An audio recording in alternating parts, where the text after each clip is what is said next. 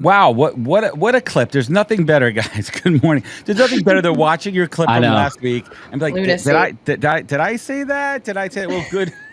We did say that. And I just had someone comment. Well, I had someone comment earlier on one of my videos saying it was cringe, and now I'm like watching that back, and I'm like, oh man, I gotta do better. That's okay. We could always do better. No one's more cringe than Adam. Don't worry. Oh, thank you. I appreciate that, and I wear that crown proudly. You know what, Danielle? I've earned it. I've been a parent for 12 years. I've paid my dues. I could do my dad jokes. I've earned it, but I'm still cool as F, more than any other 45-year-old out there, and I do my thing. So you know what? Cringe that down over there. You're 45. I hope you could be this cringe at my age. All right. We'll see how that goes. Well, hi everybody. Good morning. Welcome to the HR Morning Show. We're all being a little snarky today. It's Snarky Tuesday. Yeah, you weren't ready for this. No, I'm always ready. Well, why don't we have trigger me on the cringe-o-meter? Why don't people get snarky in the comments? I want to see all. Let's see some Tuesday snark. Let's get to it, everybody. You know what? It's a beautiful day here in New York, right, Danielle? Isn't it a nice day? It's a gorgeous day. Gorgeous week. Joel, what's happening in Bumble Turd, Wisconsin? Yeah, we got cows, and it's really sunny, and it's beautiful. I love it. The forecast is cow dung. Cow dung. Let's do this thing. Well, good morning, everybody. Let's get this show started. Welcome to the HR Morning Show, the number one spot for all things HR all morning long.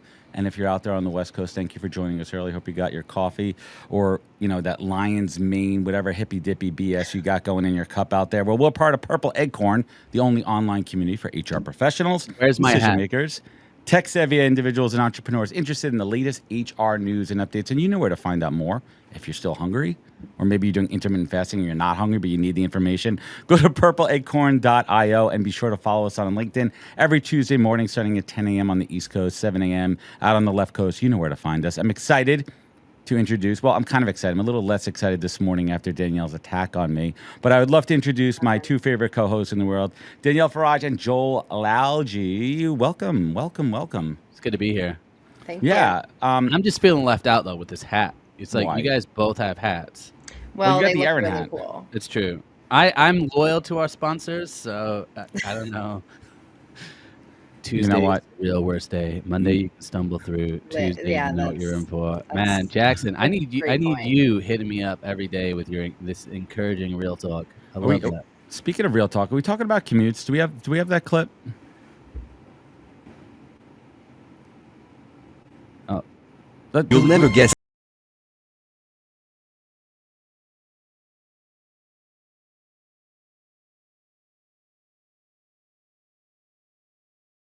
I know you can hear it. We're going to try to get that video up there in 1 second here, but I want to talk about this clip that we're about to show in a second here.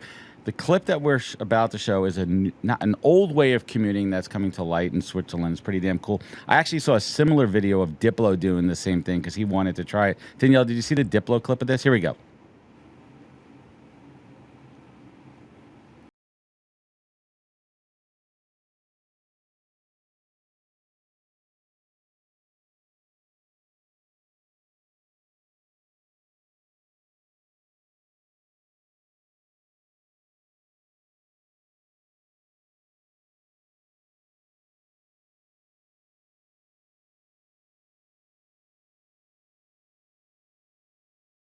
Guess how Swiss. So, okay, cool. So first and foremost, Danielle, would you do this? Would you try it? Are you adventurous? Heck yeah. Oh yeah. I'm an adventurous girly. I grew up, I went to nature camp. I know I'm a city kid, but yes, I learned how to catch a chicken. So I'm ready for anything. I would definitely jump in that lake. I'm not a chicken, so. Yeah, and it's cool because when I watched it, I would do it. When I saw the Diplo video, he went and he bought like the water bag. He stuffed all his crap in it, and he loved it. And he's like, "This is a game changer, folks." Now, Danielle, would you do this in East River? Ugh, I can't believe you just said that, but you would. No, I actually would not. I would. Nope, hard pass. Joel, but Joel's like, I'll jump into any body of water. The pristine waters of Lake Minnetonka up there. You got some clean waters up there. We got some real. I was just at a lake. It was green. It's called Green Lake, and it was actually really, really. Joel Algae. Joel Algae. No, perfect. Wow. That's second dad joke. Bringing back that second grade, like making fun of the kid that sounds like Algae. I love that. I'm a sucker for dad jokes. Well, look, I would. I would still not like to commute. There's no commute I would ever do. I just want to put that out there. So Joel, I sense a content double play here where you could splice that video, right? And then you could, is this return to office? Like, is this acceptable? No. You won't do that. It's like, do you guys remember, it was like 2.5 years ago, there was an article that said people are really missing their commutes to work. I remember that. I was like, sponsored by big real estate. It was, I'm like, and then people were like, yeah, it was great because I can just like wind down from the work day before I get home. I can listen to, and I'm like, have you never heard of going out for a walk? Or like doing like, I can think of a million things to do other than sitting. I want to be stationary in my car for an hour and a half and be stuck in traffic and spend 50 years of my life in traffic. Yeah, it's the best. You know what though? But it's a different mentality over there in Europe. It's a whole different culture. So let's get this show rolling over here today. We're approaching the midway point of August, which means September's coming, which means we're back in conference season. Let's go. Let's talk about what's coming down the pipe. Joel, what do you got coming up? What's happening over in the great state of Tennessee?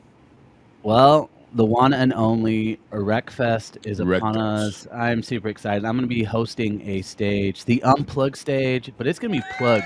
I'm plugging the Unplugged stage. It's going to be a ton of fun, and I'm going to do some live podcasting there as well, which I'm excited about, and a bunch of other stuff. So that's a sleigh. I'm excited. Nice. What about you? What do you got going on? Pause. Yeah, so I might do a surprise pop into RecFest last minute to support my crew. We'll see how that kind of works out. We'll see what's going on there with the scheduling. The pause is in high demand, but I will be at HR Tech in Las Vegas towards the end of the month with our good friends over at Higher Road. So I'm excited to do that. I'm also going to be recording some exclusive interviews for this show. Remote, you're going to be the first remote. I will be the second remote Purple Acorn interviews. I think you're going to do some over in RecFest, which would be pretty cool. Danielle, what do you got going on in September? You going to come crash Vegas with me? I possibly might. So let's just see how things roll. I need co-host energy. I need. I know. You need some young energy too. Yeah, that's why I grew the beard and grew my hair out. That's why I did it. It's just I needed it. I need to look younger. Agreed. Oh, thank you. I You're appreciate it. looking too old today. I'm definitely looking too old today. Let's get to it. But guys, guess what? None of us would be here without our friends. None of us. With our friends. Acorn, if you're not familiar, Acorn is a premier employee referral and internal mobility software platform. Definitely check it out. And guess what it does? It increases employee referral hires for non-desk and corporate employees by 5x. And even better, it reduces turnover by almost 50%. And you can check out Acorn 5.0 with new features designed to make finding the right job instantaneous.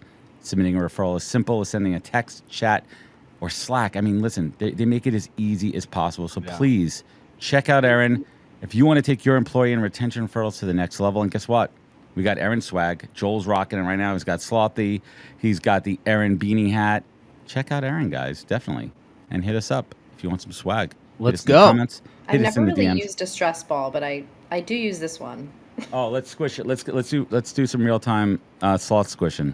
And we're not trying to harm sloths out there, but squish it. It definitely feels good. The only sloth you can squish without feeling guilty. Right. Say that 10 times. I'm gonna try to find the video too. We were in Costa Rica. We had a sloth encounter, and we'll just say that sloths should wear diapers. We'll leave the clip at that. But maybe I'll try to find that clip for next time. Hey, production team, you think I should find that clip? No. Yep. No. Yeah. Yes. No one wants to see it. No, I know Ben in the production booth, Ben in the truck. Shout out to Ben. Shout out to Ben and Melinda and the whole squad down there. This show would not be possible without those guys. They're getting fed extra caffeine this morning. We got to keep them fed there. So let's keep this show going on. Let's keep the good times rolling. And now it's time for our new favorite segment. It's HR Pause.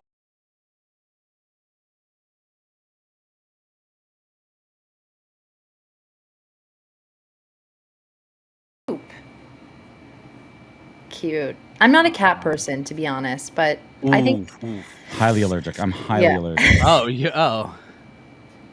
used to be allergic, but it's. I mean, I can admire them from afar. Cute.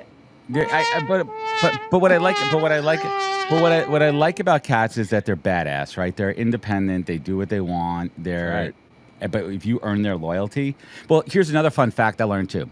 let's just say, God forbid, you're alone and you die in your house and no one knows about you.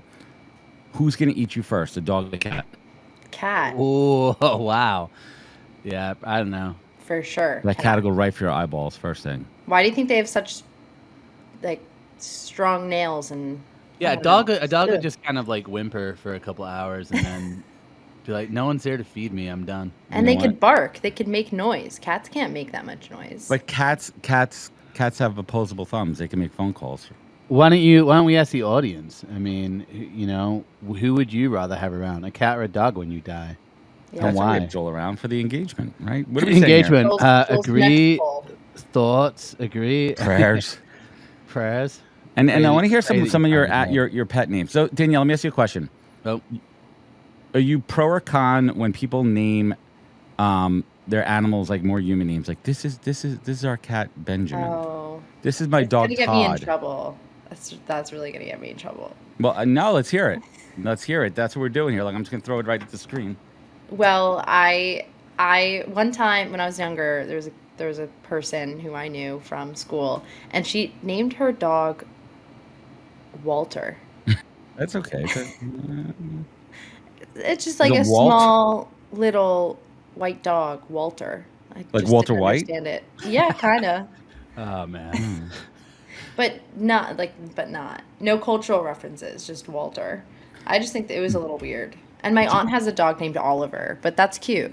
That's my son's name, so I don't like that. I don't like when people name. Well, I had a friend that he named his dog Molly, and then he started dating a Molly. It was awkward. Yeah, it was really awkward because I was like, dude, your dog's only name's room the same for as one your Molly. girlfriend. Yeah, they broke up right as she found that out, I think. But was it the dog's fault? Yeah, I blamed the dog. Huh, the dog did it. So let's name. Let's keep the show rolling here. We're going to continue with the segment Natural Parts. Hey, guys in the audience, if you have a great pet or even a distressed animal that you want to show, like I love the wrangly, rugged-looking mutts, and I like the before, but I like the before and afters. I like when they clean them up, like that. I like that story. I like it. The ASPCA. That's where you should work. And we're going to cue the Sarah McLachlan song that makes you cringe, right? Makes you cringe, makes me cry every time. Makes me cry too. No, every time. What kind of sick person are you? That is cringe. That is cringe factor. So, HR Pause. Who we thanking for this? Who brings us HR Pause? Doom, doom, doom. It's Sully Sandbox, right?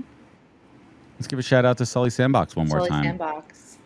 A user-friendly, very cool project. A user-friendly interface to search discoverable, valuable data and AI solutions. And guys, look, we need more data and AI. This is crucial. It can change your business, and you get access to high-quality data sets. You could tap into the secure data and AI solutions.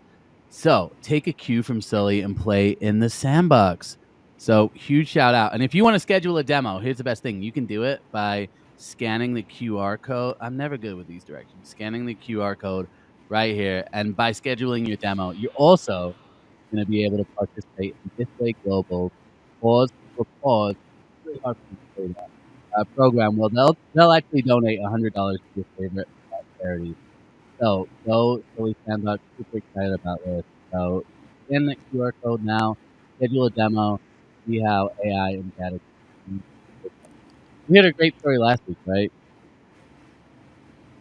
Remember last week?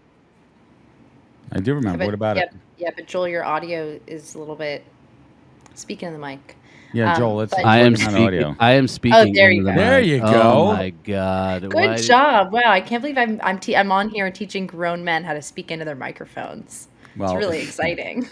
Sometimes we need to just be, That's why they keep me around, I guess. We need to be focused. We're having a senior. Joel and I are having a senior moment over here. I want to give a quick shout out to everyone who's tuning in with us and sticking around here. We're trying to bring you the best show. So any questions, comments, suggestions, drop them in the box there. And if we feel like looking at them and taking your comments seriously, we will. But no, really, this show is for you guys.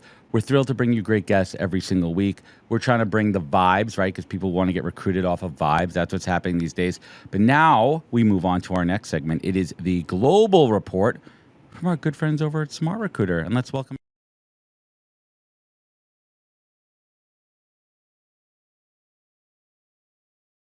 our introduction here. Good morning. Good morning. Good morning. And remind me, you are in the great state of Arizona. I am very good. Retention, memory retention. Very good. Point one for Adam today. And Alin, just for everyone out there who was not with us last week, I'd love if you could quickly introduce yourself. Tell us who you are and what you do best and what Smart Recruiters does. Yeah, absolutely. So my name is Alin. I am over here at Smart Recruiters. I work on the marketing team doing all things communication, outreach, thought leadership, which is my space. Smart Recruiters is a talent acquisition platform, right? We handle everything from the process of talent attraction through talent selection, all the way on to the beginning parts of talent onboarding. So old world title for that is ATS. New world title for that is talent platform. I love it. And what are we talking about today in this report? So let's talk a little bit about some of the things that we're seeing going on out there in the ecosystem that are impacting the world of work and what we're doing from a TA perspective.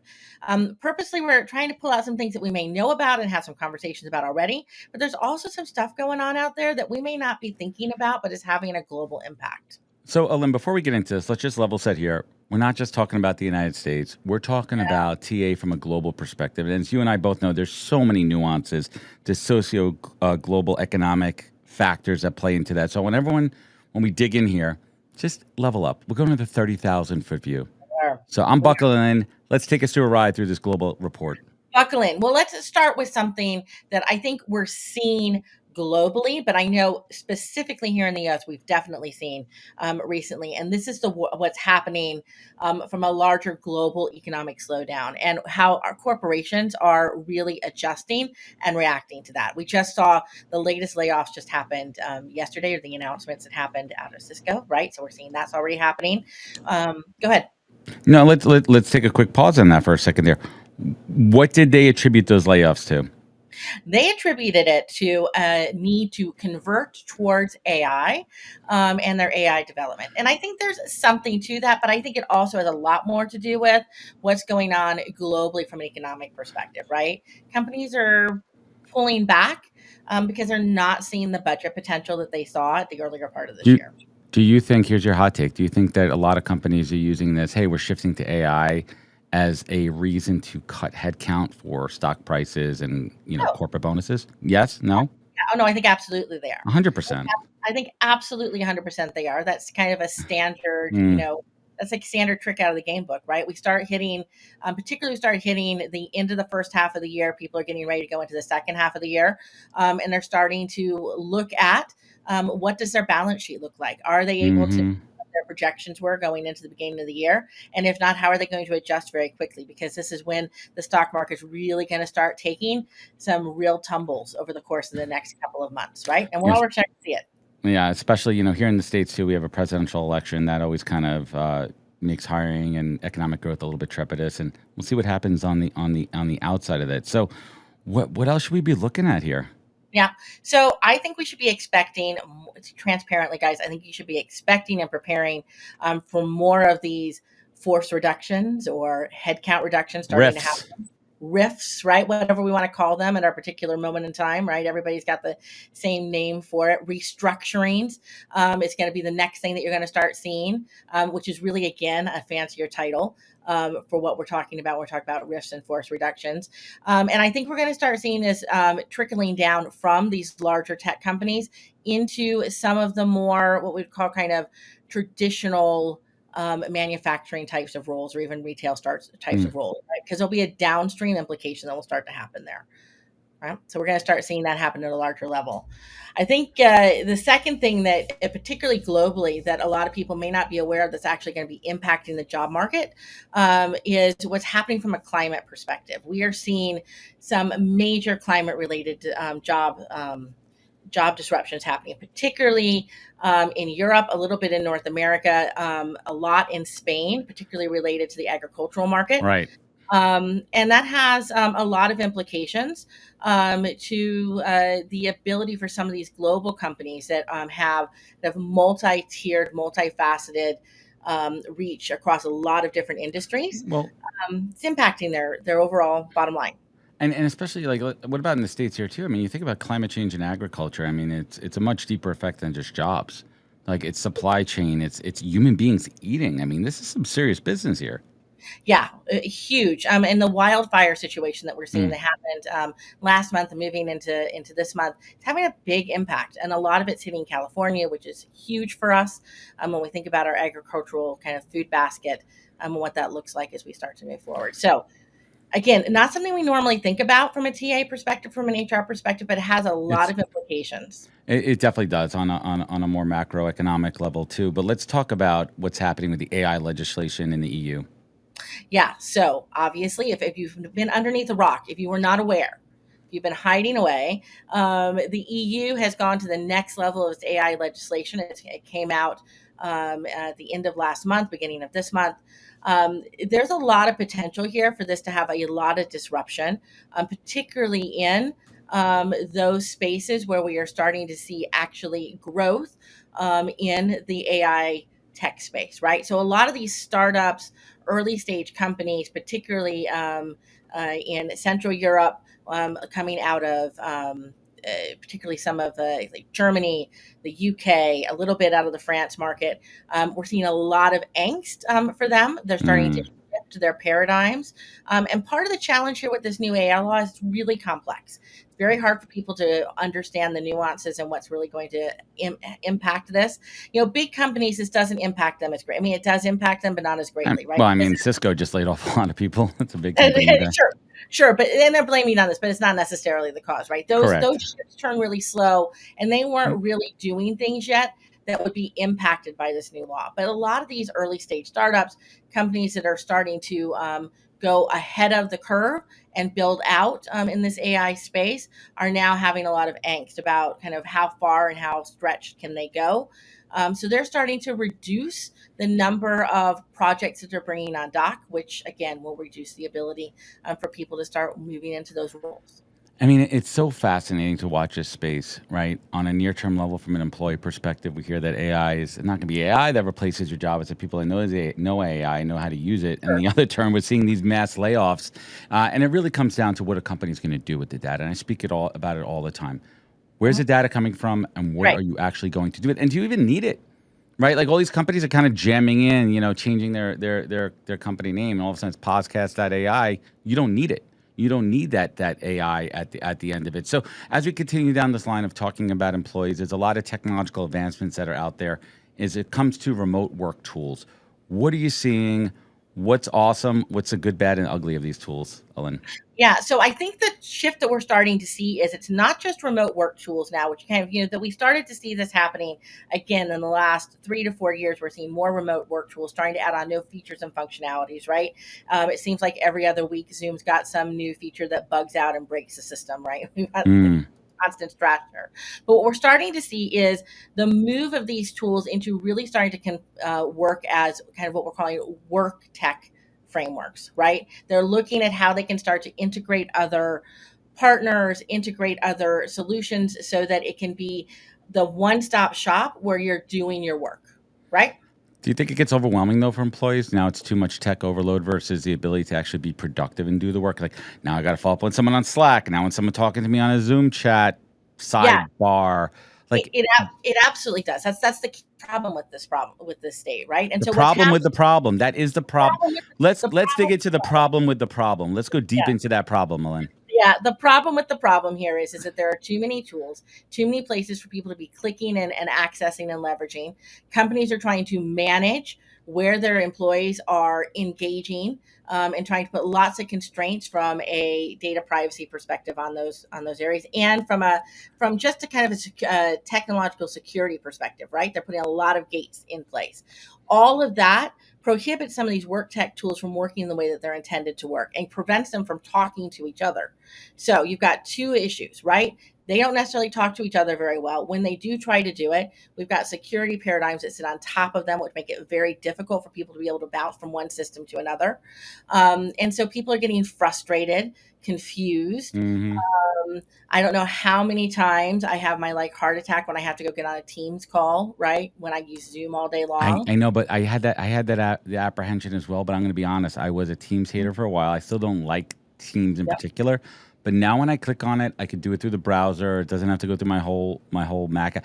Ellen, are we really deep in this phase of kind of Big Brother? Because that's the way I kind of look at it, right? Like, and I have friends that need to like use these hacks to keep their mouths moving all day because they work for like, I'm not going to name the companies, but they want to see that they're active, that they're actually doing something, or they'll train their cat to come over and just, pause.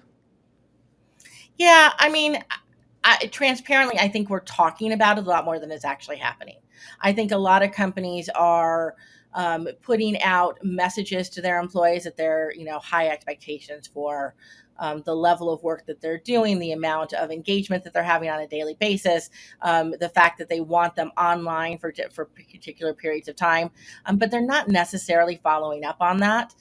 So, I think those early days when we're hearing a lot of these stories of kind of, I got fired because I hired put some system in my mouse that allowed it to track my movements to keep me online. I don't think that that's really happening at a large scale, right?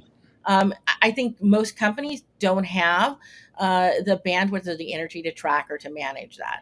I think it's more just policing for the sake of policing, and I'm not a big fan of it. So, what does Schmidt have to say? It's fairly common to try and fix poor leadership through tools. Absolutely, absolutely right. Let's just throw some money at the problem.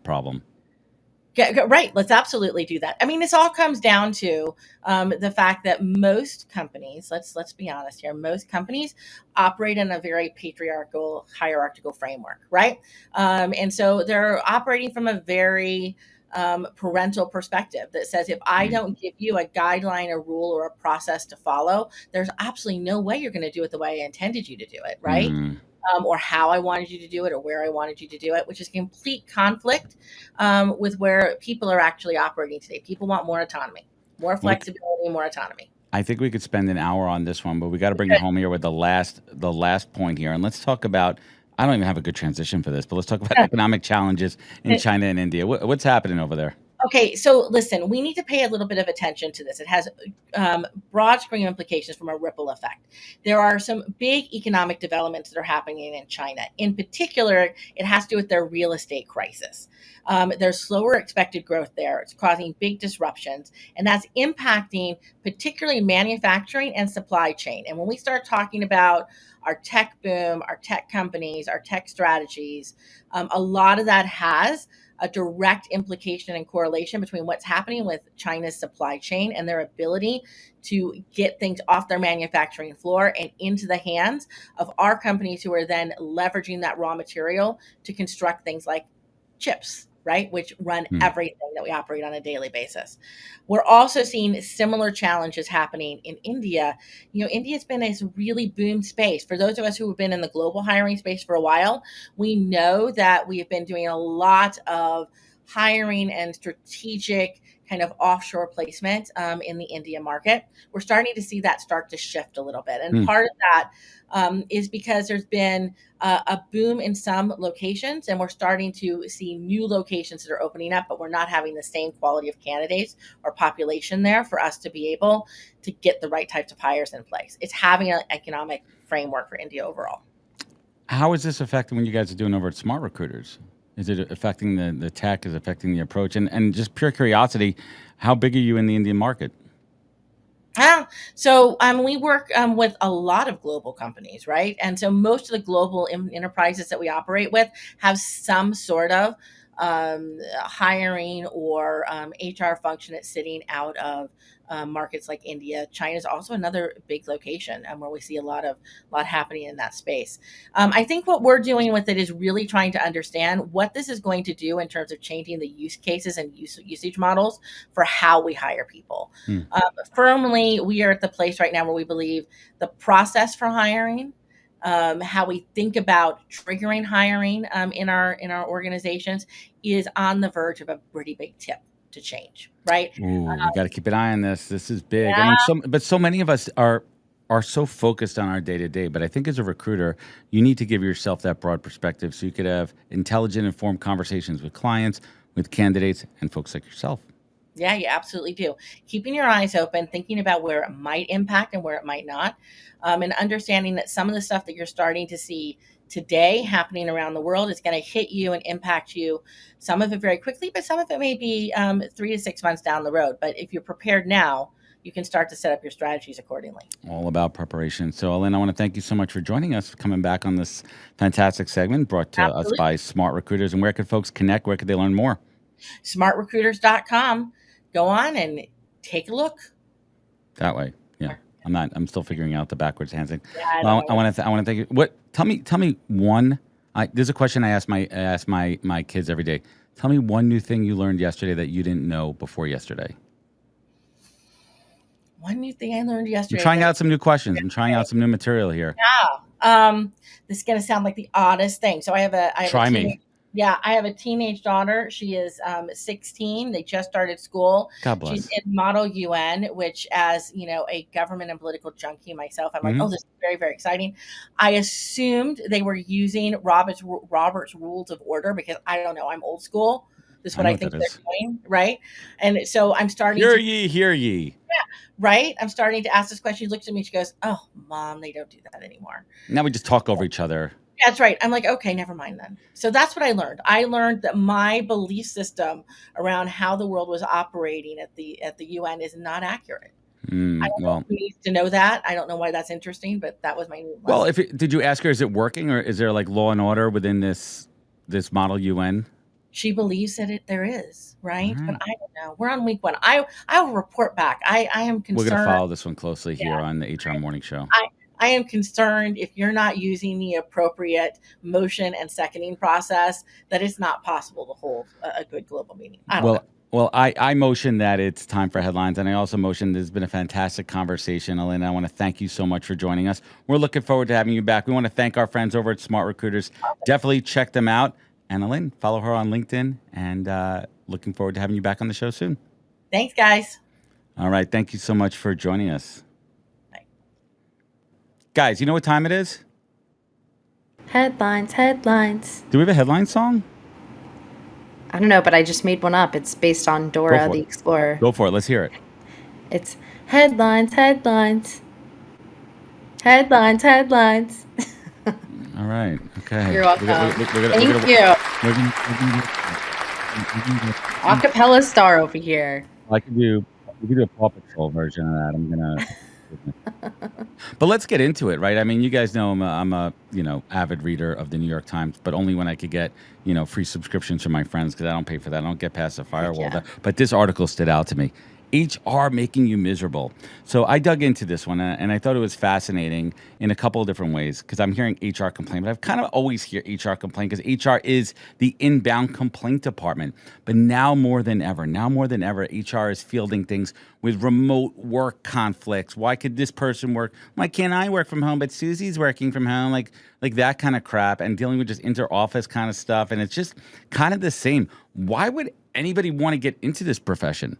Right? That's what I ask myself. But then I take a step back and I think about in my long career, all the amazing HR practitioners that I've had an opportunity to work with that have been there from a nurturing perspective, from helping me onboard, for helping me get set up with benefits and making selections, and really being there as a resource, as a resourceful tool. But lately, there's a lot of contention out there. And this article actually taps into some conversations covered from Unleashed that Joel was at. Joel, when you were at Unleashed, did you have conversations with HR people, why they're so miserable?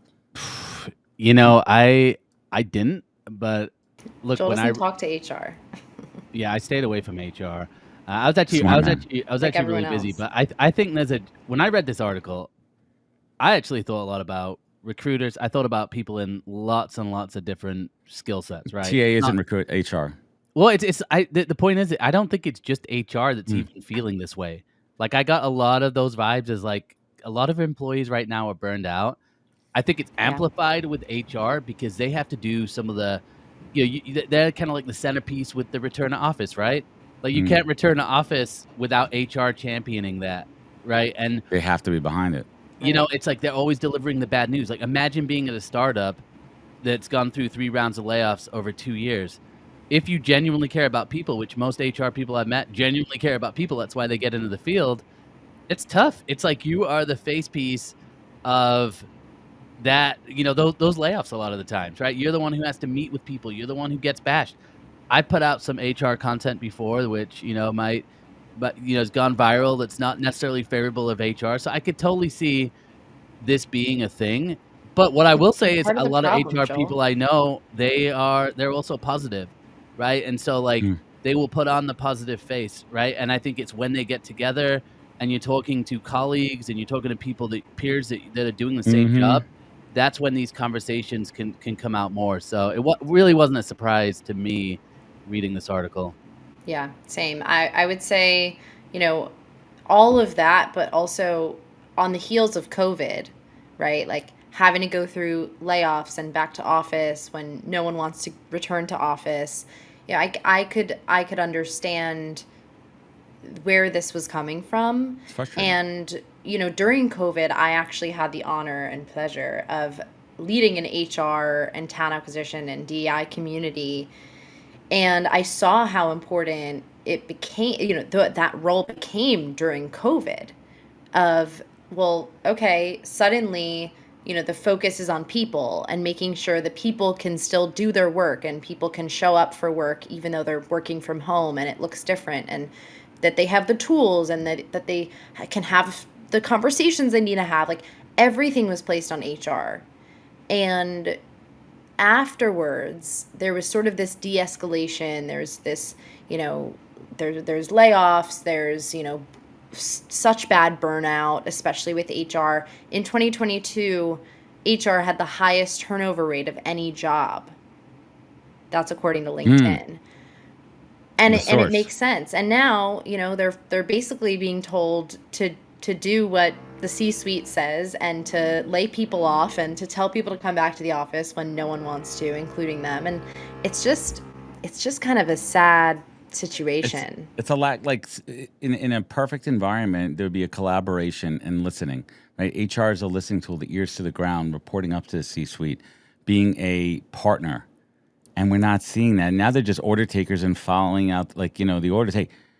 Everyone's got to return to the office. Now, how the hell are we going to figure this out? How are we going to have human conversations with folks who have now relied on being home for childcare and elderly care and all these other things? And it's a real conflict because you're going to lose employees, and this makes it really tough. How do you enforce something? And, how do you make an exception for one person but not the others? That's too long for me to read. I'm not even going to read it. So that comment there is for everyone out there. And we're going to keep this one going. I want to talk about Joel's headline. Joel, bring us into your headline. Wow, this one is something that I've been talking about a lot. I actually got called out for this on my TikTok channel, but it says the headline is America's hiring boom is officially over. Boom. And this is coming from the latest jobs report that came out that was basically showed that the amount of jobs added, I think it was like 114,000. They were estimating 180,000. But I want to say something really clear here. I think there's people who get entrenched in this data and numbers and more data and more numbers. And all they really need to do is just pull their head out of the spreadsheet and talk to people. And I think this headline becomes evident. And one of the things in this article that surprised me was they were like, yeah, it kind of came out of nowhere. And I'm like, what world are you living in where this comes out of nowhere? Like, as a recruiter who is friends with lots of other recruiters who have been laid off because there's no demand for recruiting, means there's no demand for like growth and hiring. No, I haven't talked to anybody in the last 2 years that said, outside of AI companies that have said, yeah, we're looking at 10x, we're looking at double, triple in size. Nobody's talking about growth. No. So sometimes this is why I'm so big on just taking your head out of the spreadsheet and having conversations with people, talking to people in the HR community, the recruitment community. So I don't know, from either of you guys, is this a shock? Was that jobs report a shock to you? What was your initial reaction? Not at all. And in the beginning of the article, it like made it seem like it was such a shock. I was like, it's clickbait. What the heck? And then by the end, it was sort of like, oh well, we've seen this coming, and it's not as bad as it like might seem, and yeah, we might be headed towards a recession, but like this is not the only number that we have to look at, to be an indicator. I think speaking of, if we do end up going into a recession, I think that my best advice to people is that no job is secure. So focus on your side hustles, diversifying your income, and building relationships. Like I've been so surprised because I am such a self-starter and an overachiever, and I invest in my network constantly. That's not under skill section. It just says self-starter and self-starter, overachiever. But I focused on networking for the past few years because I haven't had the opportunity to be in an office full time and build relationships with people in the real world. And now that I am entering into that real world, I have relationships to continue to build, and I'm not just starting from scratch. And I've been really surprised by how many people kind of just sit back and they're like, oh yeah, like I have a job, like I don't need to network with people. And it's like, yeah, you do, because you don't want to be the person to ask for things only when you need something. Only when you need something. Yeah, that's a rough one there too. And I think that us recruiters, we have our finger on the pulse. It's very simple. We know when companies are hiring and when they're not. Right? It's very simple. Am I busy? Am I not busy? And it's also obviously industry specific here. So I want to move on to the next one here, which I certainly have an opinion on. But Danielle, tee us up. Are summer Fridays on the decline? Yeah. So basically, either summer Fridays are on the decline, but they're also shifting in terms of how they're being utilized. So back a few months ago, 11% of people said they have summer Fridays. And the policy basically allows people, if you don't know what a summer Friday is, to take a few hours or the entire day off during summer months. So in my personal life, I've actually seen my friends who have had summer Fridays. The summer Friday has now become work from home Fridays. As opposed to not work from home? As opposed to work from office, I guess, or not work at all, which, it's not the same. And to argue that if you're working, you're working, and work from home Fridays are the same, it's just ridiculous. Well, what about this one? I have a client that does, they don't do summer Fridays, but they have no meetings on Fridays. I get down with that. You're still working. That's another version, I feel like, of a summer Friday type of thing. But no Friday is going to be. No Fridays are the same, guys. No Fridays are the same. Not all Fridays are built. I think when I look at this stuff, I honestly ask myself, or I just ask out there, I'm like, I think we live in a world where you're basically like always working. You're kind of like never working. It seems like we're in this like flux state, because as long as you have email in your pocket and as long as you're paying attention to those notifications, your mind is like on work. So, and I think it kind of goes to these points of these other conversations too, where we're looking at like AI, kind of replacing things or like taking over tasks. But then what happens is like, instead of it making our lives easier, so we could have something like a summer Friday, it's like, more work. Oh, it's going to enable you to get even more work done, so you can be even more burnt out. That's the state we're in, right? It's like anything to cut money, save money, and get more efficiency. That is the mind of companies right now. It's more than ever before, I think. Yeah, totally. And it's so funny too. I see this and I kind of go back to when I used to work for a company, and I remember, pre-pandemic and everything, these ideas, summer Fridays, like, all right, Memorial Day to Labor Day, there's 12 weeks. You could pick 8 of those days, and you could either take half days, you could take full days. And people used to really work around that. They would plan their holidays, they would plan long weekends, they would plan vacations. And just to your point before, Joel, listen, I am an independent business owner, so I'm always on. Yeah. My wife is not. She works for a company, and I see it with her too. Even when she tries to take a half day, she's always following up on something. And I think it's just more of this culture that we live in, that like if we're not paying attention, even when we're off, then we're slacking, and it's a performance issue. And I think it's a much bigger kind of work culture. Like, let's just follow Europe, man. Everyone just takes off August. No one's working over there. I agree. And actually, in the article, it talks about a company called Jellyfish, and they start. Former client. Oh, nice. And starting at 2 p.m. every Friday from June to August, people are free to use the time for themselves. And that might mean doing like a side project, learning a skill, but also spending time with their families or traveling and, doing the things that they got to do. And in my opinion, like that's the best way to encourage those high performers, right? Is to give them back some of that time that they have earned, in my opinion. And let's not forget about the 4-day work week, because that is not dead, right? No. Like, we've seen huge success with companies in terms of productivity, with morale, that have incorporated this 4-day work week. And I don't think the conversation is over, even though we're going to be seeing more and more of a RTO, traditional working hours type of push in the fall. But I don't think that the pendulum is done swinging. It's going to come swinging back the other way, in my opinion. I hear you on that one. So let's keep the show rolling. Again, thanks to our sponsor. And thank you, everyone, for tuning in. It's time for another favorite segment. It's HR Reacts. Let's get to it.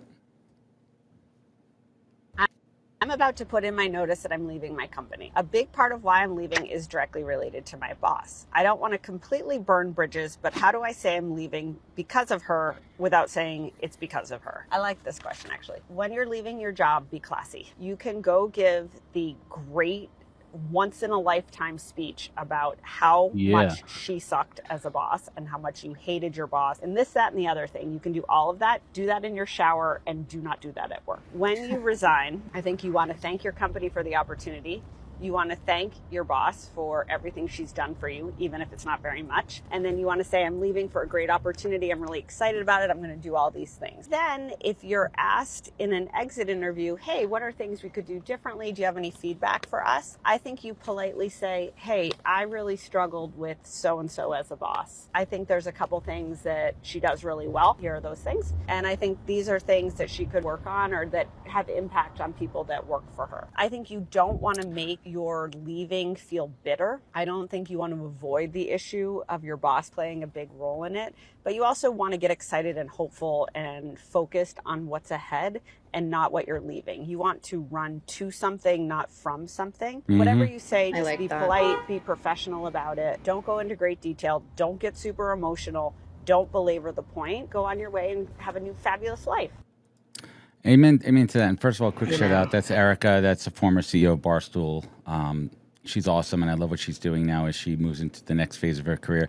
But it comes down to a rule that I have been practicing since day one, 25 years in the workforce. It is I build bridges, I don't burn them. And I can tell you I've been fired and let go from many a company, and there's only one role where I've had to scorch earth napalm that, and it needed to be. But otherwise, hold your head up. And I really believe in this, and this was shown to me by Gary Vee when I got let go over there. It's how an employee feels on the way out can be more important than they feel on the way in. And that works two ways. As an employee, too, you don't want to be known as that employee that talks shit about everybody. Be humble, just move on. What are you guys thinking here?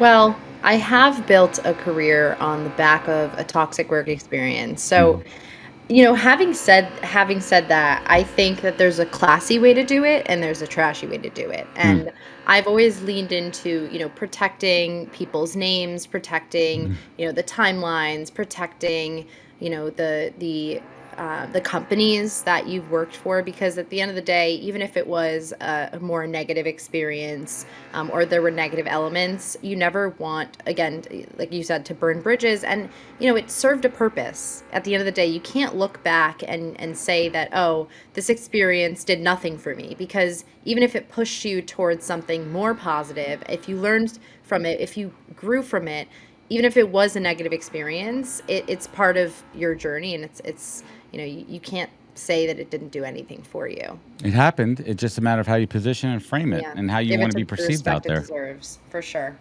Joel, what do you think? Keep it real. Look, I'll be honest here. It's just more corporate nonsense to me, and this is a huge problem. Like, it's all about lying, saying the right thing, and I agree with both of you. This is the best thing for your career, without a doubt. But that's why I did an article recently and said 5 lies you'd say in an interview, right? Because it's a game, and it's just, you got to say the right things. You got to think about your reputation. But to me, it just highlights the fact that, like, we get into these companies, we get into these situations, and you just can't be real, because you know what? I've had some bad bosses. Okay. We all have. And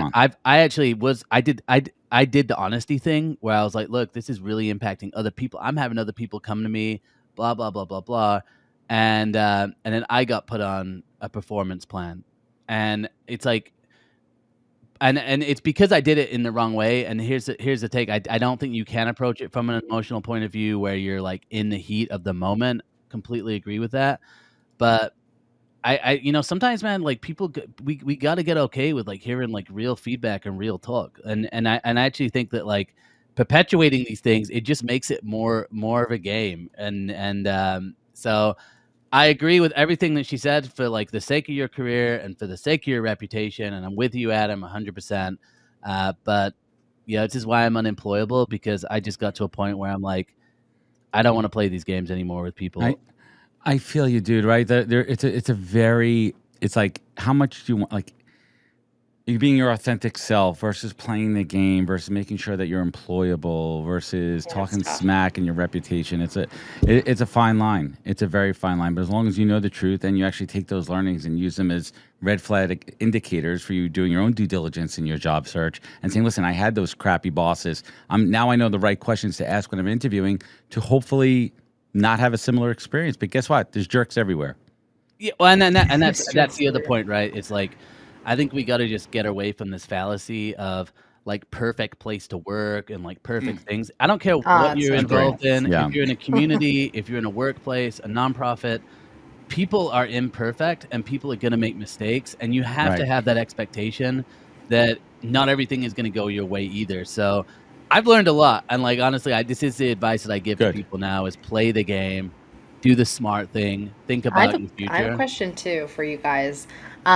Related to this, I've been laid off, and I've also been asked to not share publicly that it was a layoff by the company that laid me off. What do you guys think about that? Well, was it an NDA and was your severance tied to it? That's another shitty thing they do. No, neither. Right, like I've seen that before. But like, doesn't it like help you if you were to say I was laid off versus like I left? Well, you don't have to say that publicly. Though, it's the optics, right? It's the optics. You could do whatever you want. Like there's been times, I didn't mean to cut you off, Joel. There's been times I've been fired, and that boss said, "Hey, listen, I don't care how you want to spin it out there. Say you were laid off, whatever works for you. I know it didn't work out here, but we don't want to burn you on the other side and say you were fired.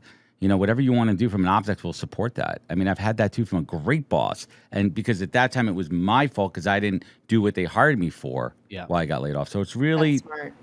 I also think like, you just one thing I will say is a great takeaway from that is like think more about the future. And I love that idea of like, like, hey, once that situation is over, and I say this in interviews all the time, like whether you had a gap, whether you got laid off, whether you got fired, whatever the case is, just say, hey, it didn't work out, and then make it all about the next opportunity in the future. I do actually think that's a great mindset to have, and just go look. Otherwise, it's like, you're going to let that toxic boss continue to just like have space in your mind. Focus on the future. So if you're in an interview and they go, well, what happened? Well, it wasn't a culture fit, or there was a misalignment in the mission, but I'm really excited about you guys. And this is why. Well said. You addressed it and then you made it about the company. So. Yeah, it's interesting because I went from being in a toxic workplace to 3 weeks later getting hired in the best place I've ever worked. Shout out Wade and Wendy. And being like, Drew. This is Drew Austin, freaking love that guy, and being like, oh wow, like this is actually what leadership looks like. This is what it feels like to be really a part of a team, to feel like I'm valued, and that's what I started to talk publicly about. It wasn't on the toxic work experience, although that was part of the that juxtaposition. That's a crazy it's a crazy thing to happen. And we have a lot to talk about here, so I want to continue the conversation in the comments. Let's keep the show rolling here, and it's time for the weather report. But I think we're doing something a little bit different today. Let's go to Serge. Where the heck is Serge in the world? Good morning. I'm doing the HR weather from the beautiful east coast of Canada. As you can see, the weather's beautiful. And I decided to take some time off to enjoy the summer with my family and my friends, coming back to the homeland, as I call it. And it really makes me think of how important for a lot of us to take some PTO, right? Like it's a time for us to refresh, refocus, finish off the year strong. But I want to talk about something. I think one of the things that we've villainized is people, especially in their 20s, that are not taking their PTOs, that are hustling, that are grinding. And there's been kind of a a culture clash when it comes to those folks. And believe it or not, those folks are extremely important. In the 20s, in 30s, and depending on where you are in your career, sometimes you just have to do it. And I know it's pretty common for everyone to have either unlimited PTO or a lot of PTO. Doesn't mean you have to take all of it. There's nothing wrong in doing the work so you can get ahead in your career. And as you get older and you get more experience in your career, then you can take a little bit of a break and take that time to spend with your family and friends, that additional time. And I'm not saying not to take some time off and focus when you're in 20s, but I'm also saying it's not a bad thing. And let's not villainize those folks that are doing that and are really trying to get to the next step in their career. So, unpopular forecast, but PTO, take it or don't take it, do what you got to do. So I want to go back to the panel. I hope you're enjoying whatever the weather is where you're at. Back to you. Wow. Wow, Serge. Talking to people in their 20s. Enjoying his vacation. Danielle, what are your thoughts on Serge's hot take cold weather report? I really appreciate it, and I don't think it's something that's said enough.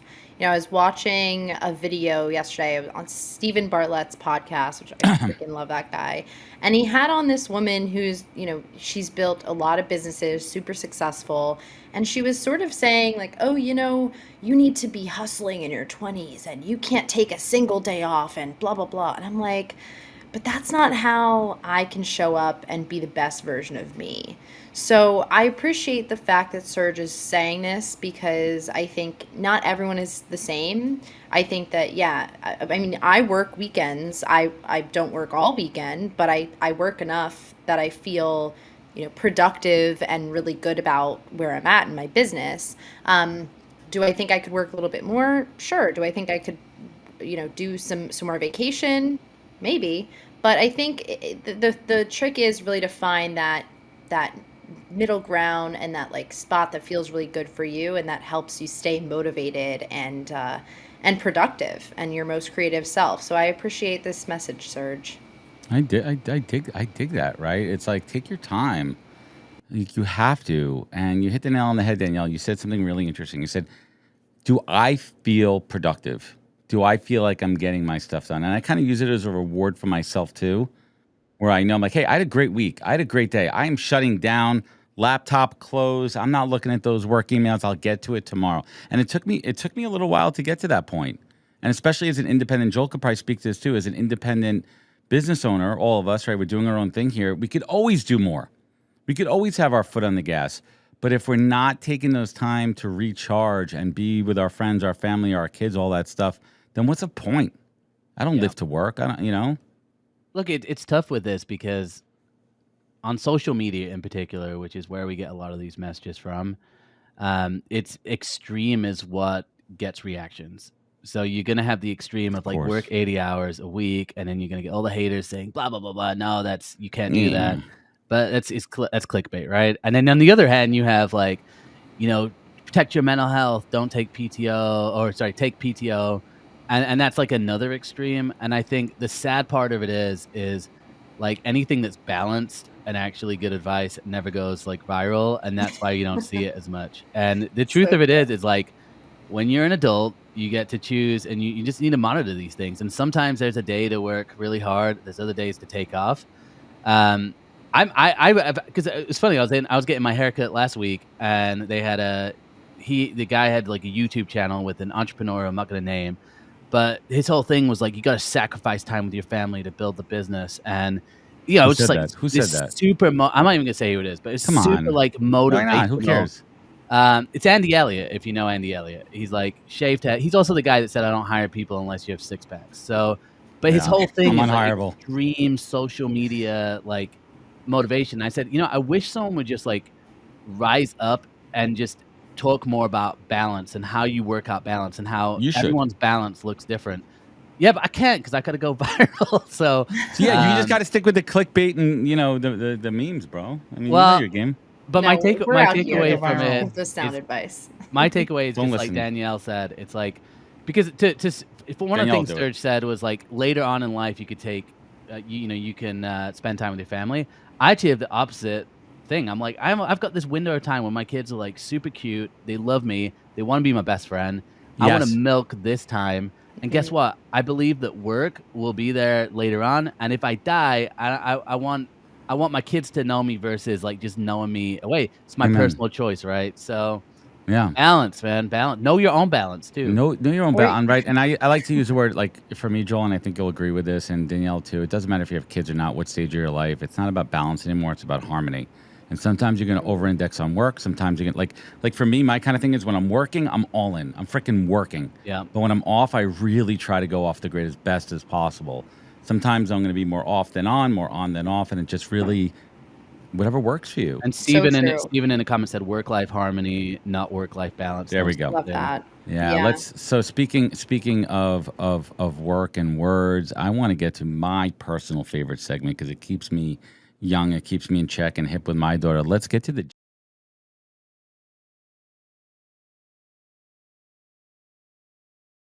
word. Word is a word. Wow, both of you stepped up.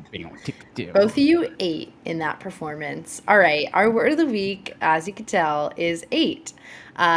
Basically, it's a slang term often used in the context of fashion, music, performance, like we just saw 5 seconds ago. And it first originated in African American LGBTQ plus communities into the 2000s. As the phrase "she ate" means you're doing it with style. So when someone eats it, it means they've done something impressive. So I think that performance, you both ate. Thank you. In that one. Is ate and slay similar? Yeah, I think so. And then is it like aiding or eating? Eating. I'm always aiding. I just ate it for my 8th birthday. They ate. It's ate it, like ate it. But you could also like eat like outfits. But there's also like it was also the opposite though, right? Danielle, like years back, like ate it, like if you're doing like a skateboard trick and you face smash the curb, you ate it, right? Right. So exactly. I love how it goes back the other way too, and that's what screws us boomers up, right? But it's like kind of like cool to watch someone eat it, you know, in that context too. Like they might have ate, but they also ate, you know. Not to be confused with hate though, right? So ate and ate. Is there Atorade? You drink Atorade? Yeah. Like you're supporting people? He's coming up with his own terms. Dude, that's so eight of you. Kids will like that or think it's cringe. Probably the latter. Well, okay. If I call my daughter 8 though, she's gonna get mad because she's 6 and she's not gonna understand it. So yeah, dad joke. You can call something like alpha. You know, like that's alpha. I think it's time. I think it's time that my daughter's back from camp. I'm gonna bring her on for this segment. Oh yeah. I'm gonna. I think we're gonna have to bring Nina. Nina usually just stays on the podcast, right? That's her home. But production team, let's make a note of that. I think if I bring on my daughter for this segment, and her and Danielle could go back and forth because I think they're closer. Oh my god! And then Curtis in the comments said, "I'm getting older way too fast." I'm getting older right now. Adam relates to that. I mean, that's I don't what this have segment gray is hairs. about: making everyone feel older. Yeah. Jackson. Isn't Jackson? Curtis Jackson? Isn't that 50 Cent? Yo, dude, that's so 8. Your name is 8. You ate your name. Okay, we need to move on. This is getting out of hand. It's time from a word for our sponsors. Dive from a word for us.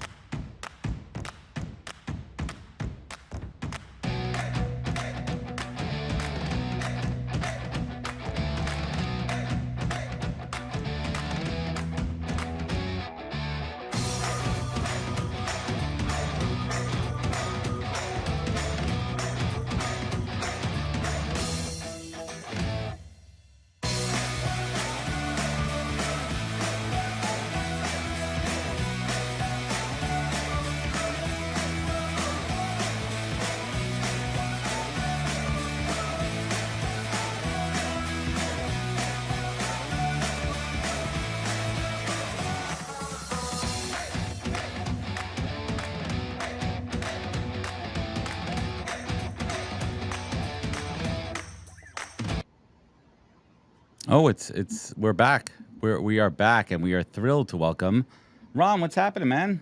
Hey, glad to be here. Ron, where on this fine planet are we speaking to you today? I am in Frederick, Maryland. Frederick, Maryland. Is it close to D.C., Baltimore? About an hour outside of D.C. and an hour from Baltimore. Well, Ron, let's take a moment here and just tell everyone who may not know you, tell us who you are and what you do best. It's interesting because I've been going through a big transition, so I've been thinking about that quite a bit. What are you thinking? That's, one of the nice things is I just bought a new house, and so I had a lot of time to get my hands busy doing hands-on things where I didn't have to think so much about all the stuff I do behind the desk all day. Oh, congratulations. Is it first-time homeowner? No. Just you've been through it before. I'm finally in a remarkable place that we're enjoying, and if I were going to be home for a while, it was a great place to be. Well, when it comes to home ownership, very similar to the job, it's about risk management, right? Like really doing your own research and talking about systems. And, I want to kind of get into that too. And, this idea of being right-sized out of your job. Let's give everyone a little bit of background and context. Sure. My prior company, until very recently, I had been at for a little over 28 years, which I know is a little unusual nowadays, but good. God bless. I was adding it up once I was out of the job.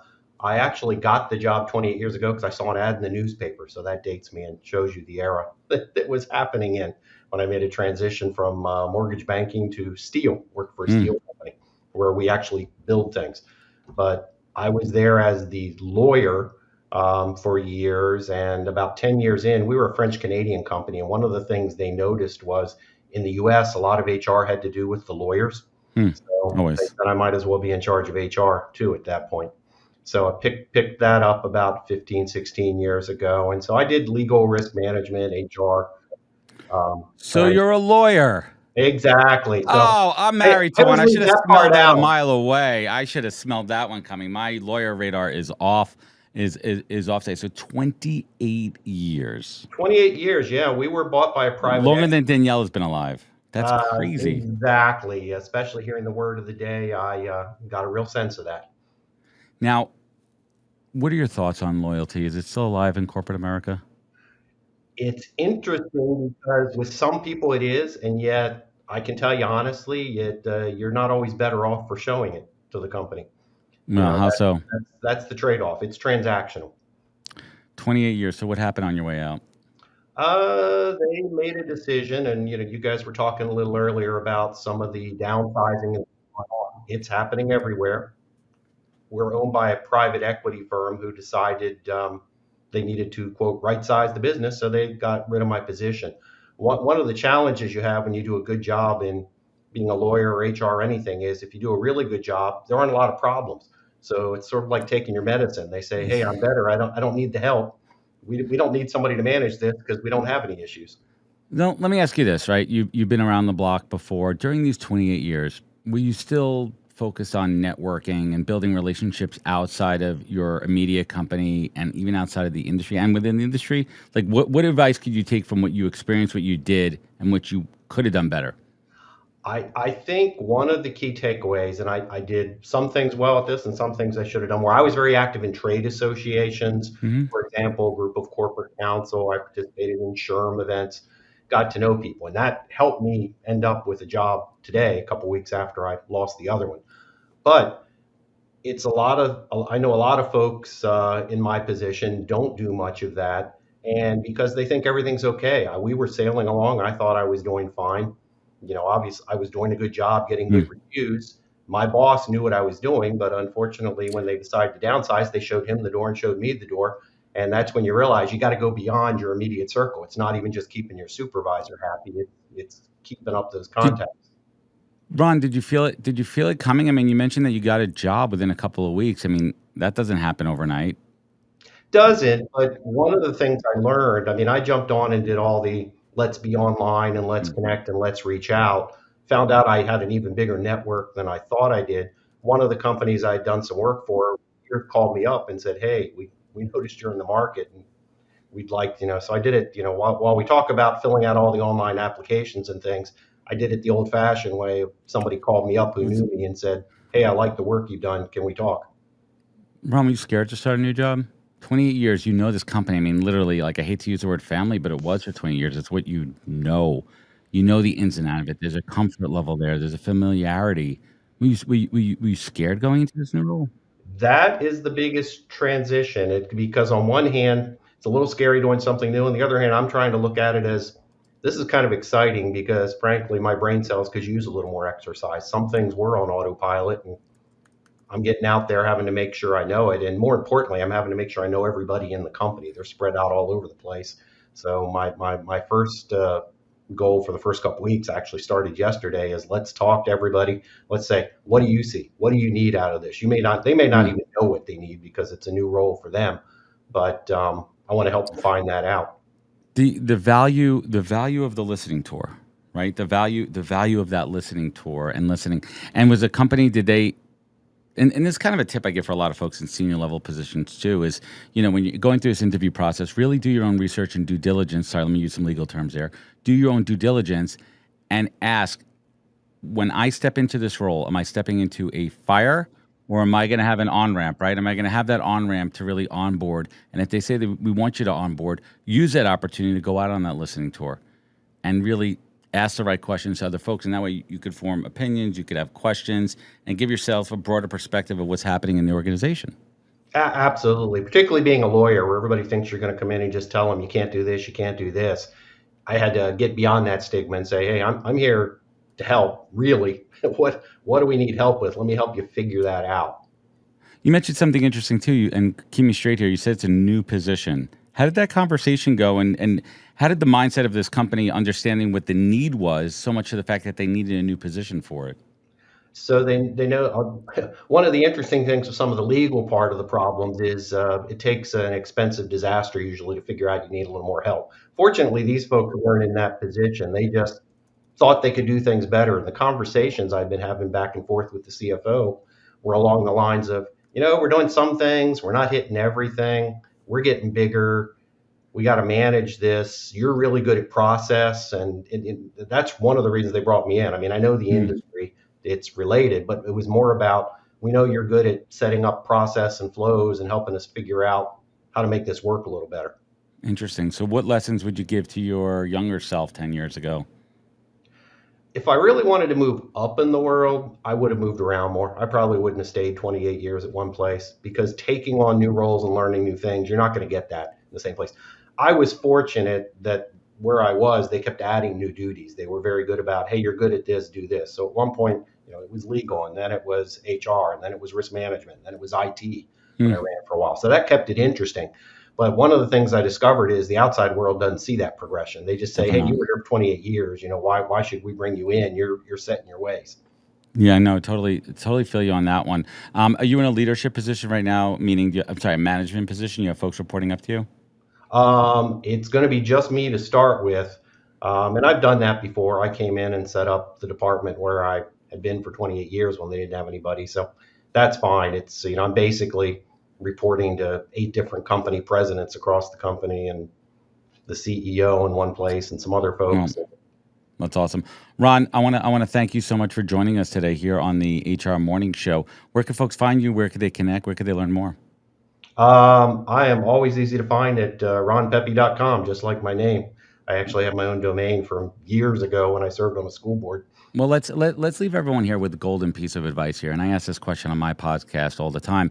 What is that single greatest piece of advice that you received that you take action on every day? Let's leave our listeners with some words of wisdom. I always step back when I'm being super analytical, and we tend to do that a lot, particularly as a lawyer, but in HR, we do this a lot. We have policies, we have procedures. What are the techniques? And I have learned, follow your gut. No matter what, you're going to have some feeling about whether you should do something or not. And listen to it, because the mistakes I've made, I can look back every time and say, I didn't follow my gut on this one. Amen to that one. Well, Ron Pepe, thank you so much for joining us today. A new friend to the show. Ron, I wish you good luck in your new endeavor, and Godspeed, my friend. Thank you very much. All right. Thank you so much for joining us. And I don't even know how I transitioned to this one, but it is my personal favorite.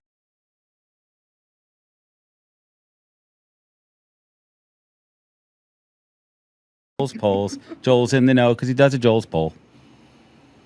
How, like, didn't you see these improv songs we got going here? That was good. That was good. Yeah, because I kind of go back to the Chris Rock. To you, but I gotta. Thank you. And we could cue up the Chris Rock ones. There's one tip for dads out there: keep your daughter off the pole. Wow. That's Yeah, where it especially as Joel's polls on LinkedIn. This poll, this was inspired from last week. Do you guys remember last week where we were talking about, well, let me remind you, we were talking about, should you trust HR? And so I was like really quick on it. And I went, you know what, I'm going to ask my network, what do you think? And so I said not stirring the pot because I am always stirring the pot. But we just asked my network, should you trust HR? So I'm curious from you guys. Number one, should you trust HR? And then number two, what do you think the results were of this poll? I think most people are gonna say no. What's most people? Like, give me a percentage. Oh, you want a percentage? I'm gonna guess 73. 60? Okay, 60-something%. 60 no. Okay, and Adam, you said 70% said 73. I said 73. 73. Okay. So I looked at this and I didn't vote, and because I try to not engage with any of your content. Yeah, Same.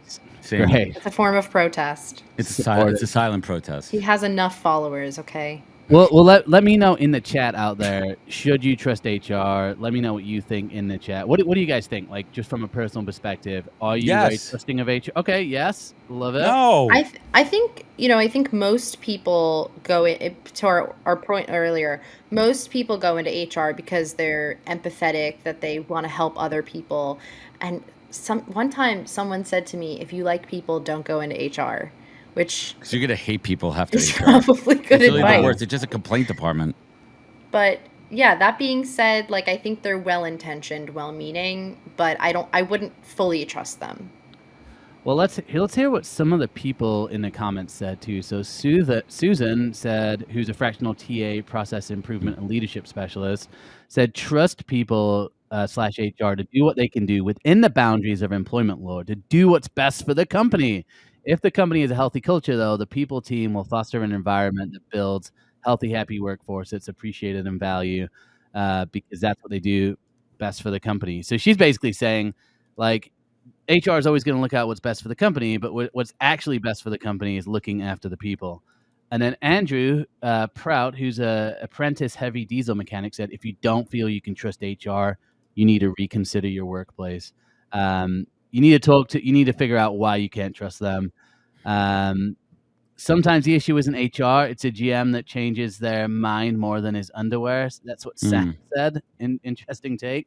And then Matthew said context is important. Maybe. HR's job is to protect the company. So internally, no. Unless you're a leader, then yes. So if you're a leader, you could trust HR. But if you're a minion like me, don't trust HR. So, all right. What do you guys think about those comments? Spot on. Sam says 70%. Let's see. Let's go to the answers. Swirsky in the comments. Sam Swirsky. Shout out to Sam. Sam. All right. Well, without further ado, let's reveal the results. Danielle was right. She said 60% of people. So she nailed it. Right. So, but you would have been wrong on Price is Right if you said 58%. True. You would have gone over. And you went, That's a show for. Can we get the Price is Right sound effect in here for next week, production? Smart. Some of the comments people were saying they were saying we should define what should means. I don't know what that means. Yeah, should mean what does this mean? This. What does what mean? What does what mean? Oh my God. Oh, I'm losing it. I'm losing it with you. Adam should stop. Jessa said HR is only concerned about protecting the best interests of the company. Well, look, I think you should trust HR with some things and other things you shouldn't. And just like we were talking about before, play the game. You got to know the rule. You should play to win. I think everybody should be educated on what HR even does. I don't even think people understand what HR really is there for. There's a business. Well, why don't we get a future guest in here? And I know a lot of HR folks, so let's bring on some real HR practitioners to really break it down. I think that'd be helpful to the audience and get an HR practitioner on here to give their opinion. Ask this question. That would have been nice. Agreed. And guys, if you're interested or you got a really good idea for a Joel's poll, I love to run polls on LinkedIn. So if you got a good one, send me a DM. Say I saw you on the pod, I saw you on the live show. Let's do this poll, and I'm happy to ask any questions. And should we bring John back over Adam? Ooh. Yes or no? Ooh, John, it's all yours. Please take it, buddy. Go for it. Well, there we have it. Well, I've got a good one running right now. I won't ruin the surprise, but if you're interested in seeing what the latest poll is, go to the Realist Recruiter Recruiting is No Joke podcast page, and you'll be able to find it. Yeah, that's my poll for this week, guys. Shameless plug. That's your plug and your poll. That's my poll. We're going to keep this one going there, and it's Danielle. It's time for your segment. Okay. How you doing after that? That was like the coolest entrance of the morning, to be honest. I don't know what to say. I don't know what to say. My credibility has shot up, clearly. 100%. Well, welcome back to the show. I'm very excited about this X to Z segment. And today we're talking about something that both of us have been thinking and writing about, which is retaining Gen Z. But I want to start with the ultimate question, which is, why should we care about retaining Gen Z? What do you think? Why should we care? Well, because I think that organizations want to be seen to treat their people well. I think that, Gen Z are a very, very open generation. They share information, they share their thoughts. If they have a bad experience with an organization, they let you know. They let their 100,000 followers, or however many you've got, Danielle, know. And so it's important. And companies, particularly those who are consumer facing or business facing, they don't want bad reputations. So treating people well should be the outcome. And organizations, and I'm sure we've all, in my history, I've come across organizations that maybe haven't treated people who work for them particularly well. It's a bit more of a hire and fire mentality, but in the whole, they never achieve the success, shall we say, that companies who treat people well do. That's my belief, anyway. Yeah. And it's interesting because I went to a Future of Work conference a few months ago that they were talking about how Gen Z is the most influential group of workers in the workforce, and that they not only are they bringing the slang, but they're bringing their mouths and their opinions and voicing things that other people might be thinking but are too afraid to say in real life. Are you seeing that same thing? I suppose so. Maybe a bit too much. I mean, I don't want to start off on a generational thing, but you need to know your place. You need to earn your spurs at work. But and I didn't mean that in a horrible way. I'm sorry if anybody took offense. But don't apologize here. We're all about the jab. It's true, actually. It's true. You can't really come in and say this is rubbish, this is awful. You're treating people badly. I mean, there needs to be some rationale behind it. There needs to be some experience behind it. And whilst, yes, my experience and from what I know, I see, I read, and I know a lot of Gen Z people, they're very open. If they're not happy with something, you're going to know about it straight away. And I can think back, to the workplace where you are completely peed off with your manager or something, but you don't show it. You grit your teeth. You carry on. That's the manager. Whereas now it's going to be, look, I'm not comfortable with the way you spoke to me. I don't think you explained that to me very well. I couldn't quite grasp it. I think people are a bit more, I suppose, concerned with how they're treated. And this is important. You wrote a piece yesterday, which is something I was going to bring in today, but you've done it already. Which is about the I suppose, the workplace and the relationship with the workplace. So if you go back to, I suppose, late boomers, early Gen X, you did a job, you worked your way up because that was the way you got on the ladder. That was the way your salary went up. You then got some money together to put a deposit down for an apartment or a house. You probably met someone. You formed a relationship. And, work was almost central to that because that was the platform that kind of gave you that lift off to, a home, a family, and those kind of things. But, we've taken that away effectively. Gen Z aren't really, unless it comes from family, aren't really going to be able to take that step purely from being at work. And so if you take away that career and life structure that possibly people used to get from working for a company from 10, 15, 20 years plus, if you take all that away, then what are you replacing it with? And it's got to be experience, because if there's no experience and people don't feel they're learning and they don't feel they're moving ahead, then what are they doing there? Totally. And to your point, like, what's the incentive, right? And like, I say this a lot, that when you're talking about retention of any group, not just Gen Z, it's all about incentives, right? What are you providing them that they can't get at the next company? And one of the things that I've noticed a lot when the conversation comes up about, oh, Gen Z is lazy and entitled, like these things come up a lot, especially in the media. But what I've noticed is that often the same people who are making these remarks don't have Gen Z kids. Or if they do have Gen Z kids, they're not connected to them. They don't understand them. They don't have real honest conversations with them.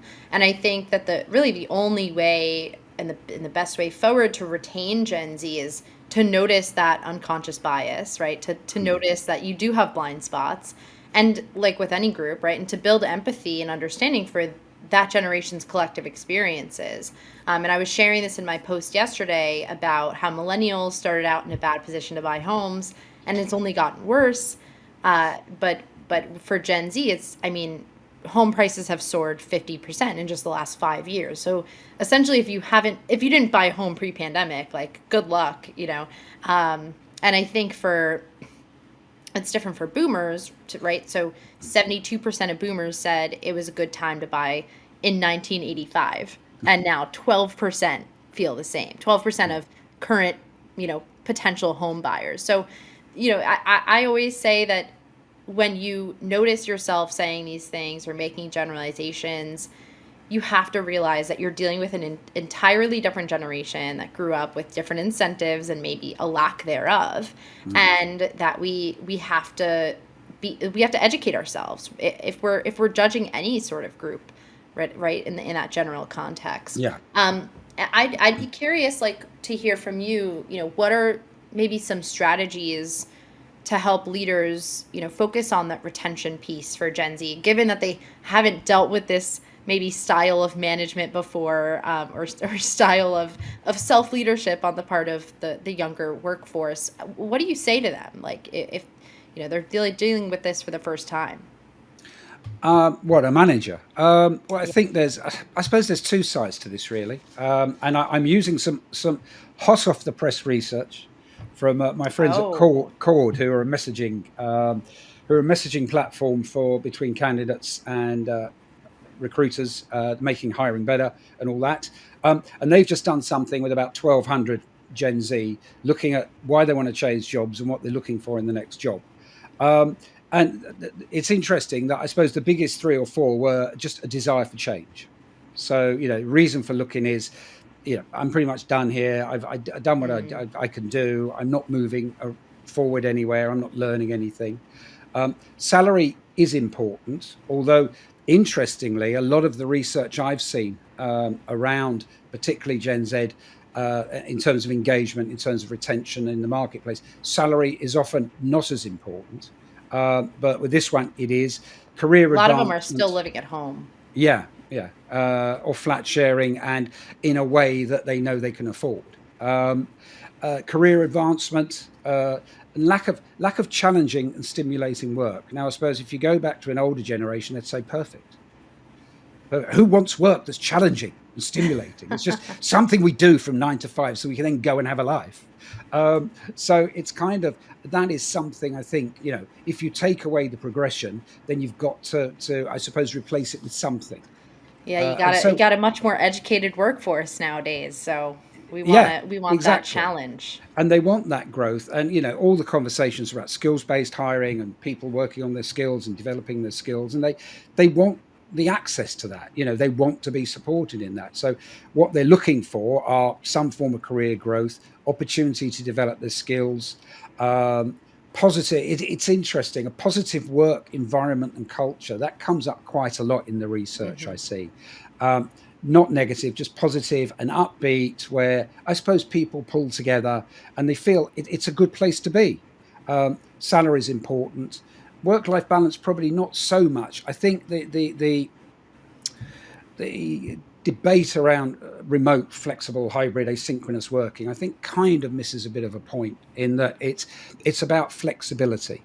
And I think that it's having a more flexible approach, which is important. We go from one extreme to the other in terms of mandating back to the office. And we've got to remember on a global scale, it's still, the majority of the global workforce don't have this option.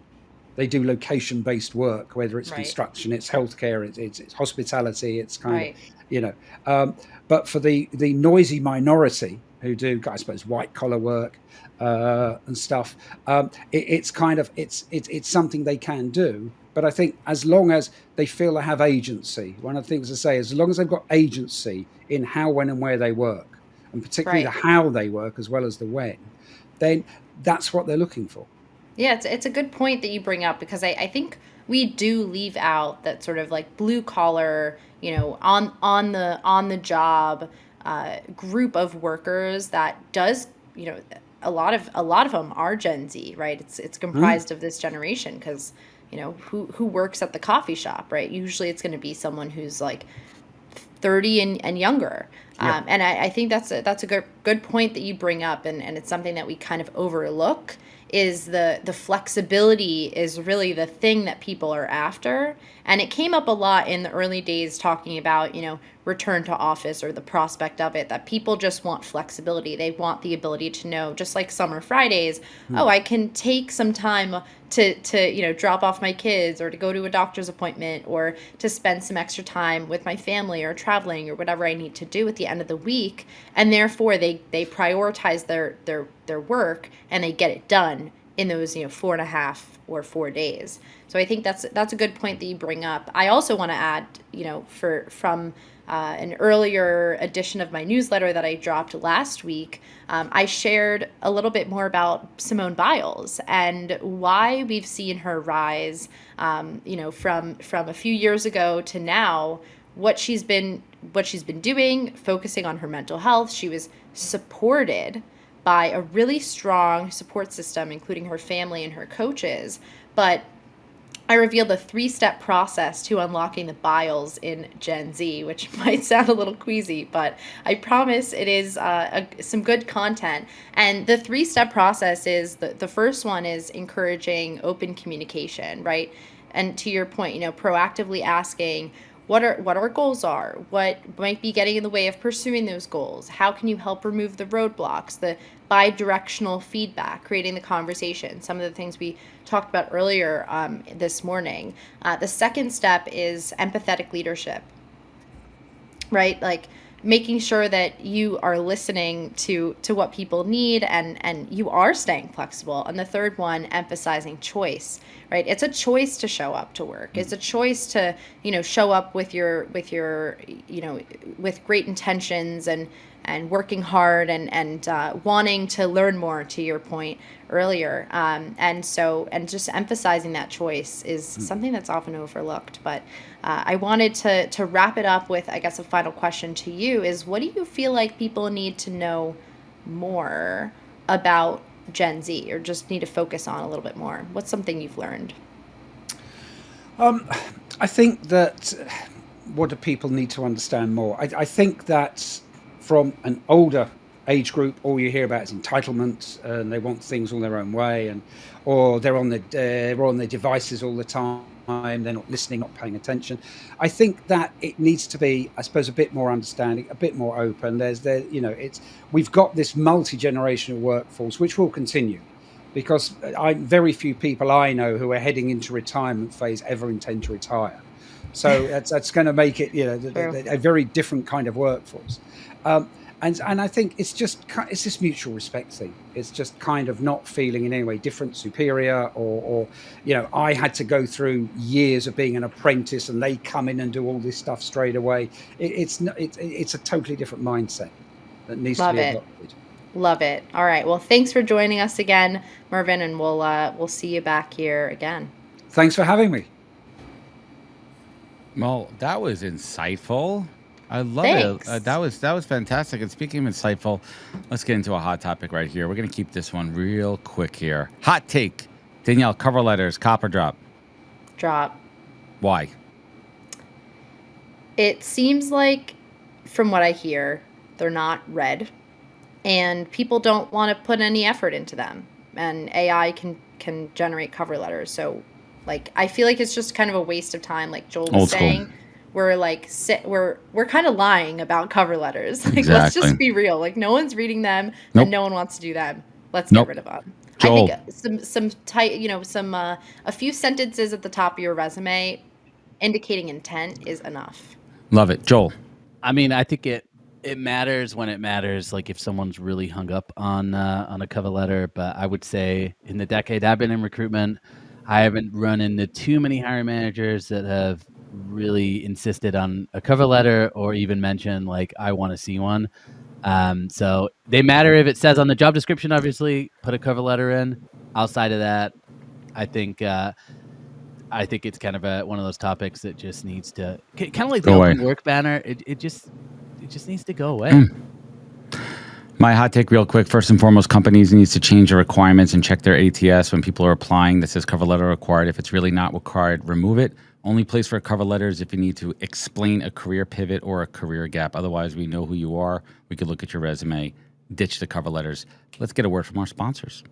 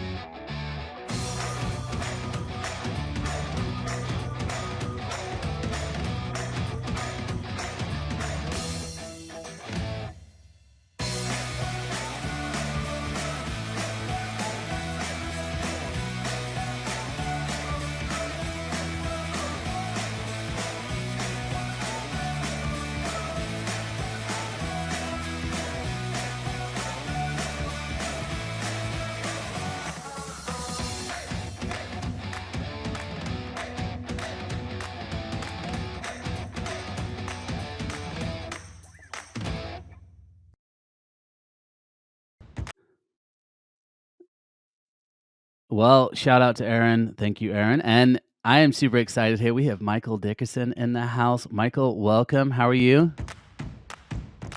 Oh. There I am. Can you hear me? I can hear you. Unfortunately, got technical difficulty here.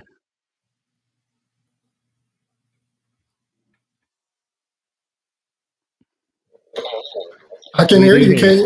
Can you hear me? I can hear you and I can see you. Right. Welcome. Welcome to the show. Man, I've been listening to the show. I'm like, man, I am on the right show. So I didn't hear Exhibit, and then I didn't heard Adam talk about strip poles. And so I was like, man, I'm on the right show. You're in the right place. So why don't you give us for anyone who doesn't know you, why don't you give us a quick intro on who you are and what you do best? Oh, so I just own a consulting firm, and we focus on workplace mental health and employee well-being and stress management and leadership development and management development. So we do all those type of things. I love it. And typically when you're helping clients, what are the types of clients you're helping? Do you have like a similar type of client that you're helping, or is it just all across the board? Yeah, it's all across the board. So I work with a lot of government agencies. So I came out of government work, being I was like a strategic advisor and a consultant for the government. So I do a lot of government work. So I know what that looks like in terms of working in the government. And then I work with a lot of nonprofits too, and then medium to large organizations. I love it. Well, we're gonna have a chat about something which, at first I was like, how many people does this really affect? And then I actually started thinking about my own career, and then suddenly I realized I've run into this very thing quite a bit. We're gonna talk about nepotism in the workplace. So I thought an appropriate place to start would be just to even define like what is nepotism, and for anyone who might not be familiar, how would you define that in the workplace? I would just define nepotism as someone who gets an opportunity based on their family background, right? Yeah. It's not based on merit. It's like I come from a certain family, and I was able to get this opportunity to work in a certain position or a job just based on that relationship that I have. So that's good. And the reason nepotism came up, and I thought this was just a great topic, and I'm not an expert in it, is because there was just this big hula around LeBron James and his son Bronny James in terms of should he had been drafted to the Lakers, and so nepotism was this thing that came up, and so I thought it was a great conversation to have. Yeah, now thinking about it, I feel like this actually happens a lot in the sports world, but obviously in the work world it happens. And again, I was thinking, have I experienced this? And then I thought back, and near enough, every single place I've worked in, there has been either a family member, like a child or a niece or nephew, that is related to top leadership in the company. And so I'm curious, do you have like any data in terms of like how many workplaces this actually affects, or how many people are saying like nepotism is affecting them in the workplace? Well, I think you just said one area, and we know this to be true, is sports. We know it Yeah. happens a lot in the NFL. One of my favorite, I always tell people, one of my favorite teams, of course, I come from Dallas. I'm from Dallas, is the Dallas Cowboys. So we know Jerry Jones. We know Bill Belichick and his son. We know the Los Angeles Rams and the Spano family. We know Chris Collinsworth and his son Jack and Andy Reid. So the list can go on and on. But personally, just some anecdotal type of things that happened to me. I don't have a lot of great data on it, but I remember when I was working for a particular organization, and at the time, the president's nephew was the head of HR. Oh, wow. And this is extremely interesting because nobody thought they were going to be able to go to HR if they had some type of complaint, or maybe there was something really going on within the culture. They was like, well, who do we go tell? Who do we go say something to? So a lot of people was always Did they have any anxiety. qualifications at all for HR, or is it just like... So here's the thing: he did have the qualifications. So Okay. he went and got his certification. He did all the work. But I think if you would have looked inside the organization, there would have been somebody more qualified. And so it was like he just came out of the blue, right? And it was like, oh, well, his nephew is now the HR director. When you know there's people that's been in positions or that's have years of experience working in HR, and then this happens. So what you see is it's not just based on merit, that is based on that relationship that they have, or they come from that certain family. So that's the conversation that we have. Like, should nepotism should be happening in the workplace? And we know it happens. Happens a lot. It's a lot, right? We know it happens a lot, and so how do we deal with that? What does that look like? And if you work in an organization that is happening, how does an employee, see like, hey, I have a career path, but there's so much family that is in the workplace. It's really hard to deal with. Most people that I know that have experienced that, it's never been a good experience. No, and worked in family organizations. I did pull some stats on this. So this is incredible. Okay, 29% of people, and this is according to Career Builder, 29% of people report they've gotten a job through their family member. And then Harvard Business Review shows that 70% of family-owned businesses in particular employ family members. So we are, maybe this whole thing about treating you like a family is in reality because they are your family. But going back to like how this affects employee morale, like what are some of the things that how are some of the ways you've seen it impact morale and things like productivity and just feeling even safe in the workplace? How are some of those things you've seen? I think it affects it a lot in terms of productivity and performance, and then people feeling like individuals, especially if you're talking about that nepotism, family members getting that favoritism, and what can happen is they start to create. I heard earlier talking about toxic cultures. I deal with a lot of toxic cultures. I just heard that segment about Gen Zs, and he talked about Gen Zs want a positive work environment. Yep. And so what happens is you get this really toxic culture. You get people that family members that fight in front of each other. they cursing each other out. And so that caused people to have a lot of anxiety. They feel really uncomfortable, especially if that person is their manager or they oversee their department. It's really hard to really work well in those situations because what you see is a lot of anxiety. You see a lot of people just feel that it's just not a very healthy place for them. So yeah, it's for the most part, it's not a good thing. What advice do you have in terms of policies that you can actually put in place to prevent nepotism?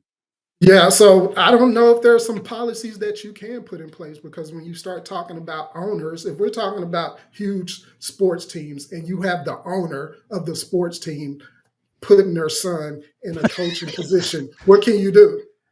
Right? What are you going to say when it's been a part of the NFL culture for so long? What are you going to say if you work at a family-owned pizza restaurant and they want to put their cousin as the general manager of the family restaurant? Like, what policies are we putting in place, and then how are we going to implement those policies? So I just don't know what we can do. I just think people have to be mindful if there is some nepotism in place. Like, is it healthy in a way that you feel like you can deal with it? I heard you earlier talk about, is this the game you want to play?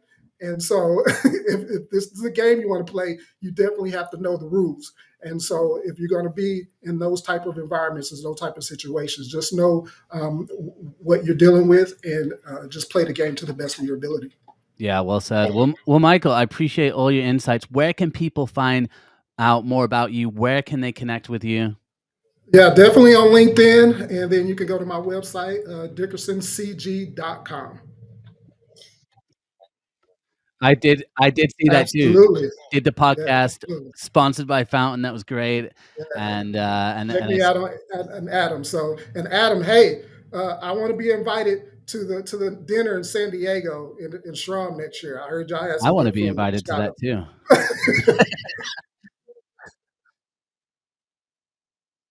Yeah, Evan, if you hear this, I want to invite. Well, I love that. Well, Michael, thank you so much for your insights here. Guys, go check out Michael. Connect with him on LinkedIn. We'll have those links, and we will move on to the next segment of the show. So thanks, Michael. That was great. You guys know what time it is. It's Clark O'Clock. Clarky. Clarky. Clark. How we doing? We good? All right. We doing some rapid fire today. The first 5 questions every agency recruiter, and even if you're internal, that you should be asking hiring managers. So especially if you're an agency, the first step with a hiring manager, you want to be taken seriously. And if you don't ask the right questions, they're just going to treat you probably like the majority of the agencies that they treat. And so you don't ever want to pitch your company. You want to ask open-ended questions, right? We're matchmakers. You can't make a match of 2 parties by talking about yourself. So let's get into it. The first question, why is this position open, right? You want to uncover growth or potential issues. There's probably a reason that you're on the call. So start strong there. How long has this role been open? This is a big one. You could spot red flags, potentially unrealistic expectations. If it's been open 2 years, 2 weeks, right? Start to understand a timeline in your head. What's the start date? And a lot of managers, what do they say? Yesterday or ASAP.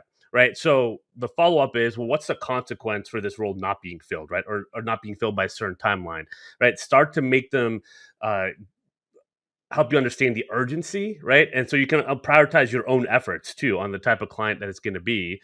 And then who else is recruiting on this, right? Or has, right? You want to know your competition, whether it's an internal referral, another agency. Have they already interviewed candidates from those sources, right? And what they liked or didn't like about them. So again, those are the questions to start you off on the right foot. But panel, I want to hear, what are your thoughts? Always be qualifying. Time is money. Money is time in recruitment. Don't waste your time. The same thing I learned early in recruitment is to send test candidates too. Send a couple different candidates profiles, calibrate the search, see if they're going to respond quickly. Response time is critical. I always give people a first kind of, all right, you didn't get back to me quickly. Let's try it one more time. If I see it twice, I'm done. I'm a 2-strike rule guy. You could do that. I do that through a sales process, right? And because I know if someone's coming to me, they need help, and then their communication's terrible, or it's like long, or it's laid out, or it's not transparent, then at that point, I'm like, you know what? This is what you're going to be like working as a client. I move on. And then another question I ask is, how many other agencies you got working on this? Yeah. How many other people are working on this? And what's been your experience in the past? And if they're like, oh, we've got 19 agencies working on it, it's a big sign of like, okay, well, I probably don't want to put my time into that 19, the same time that those 19 other agency recruiters are put in there as well. When you ask the questions, you don't want to overpromise, underdeliver, underpromise, overdeliver. Huge.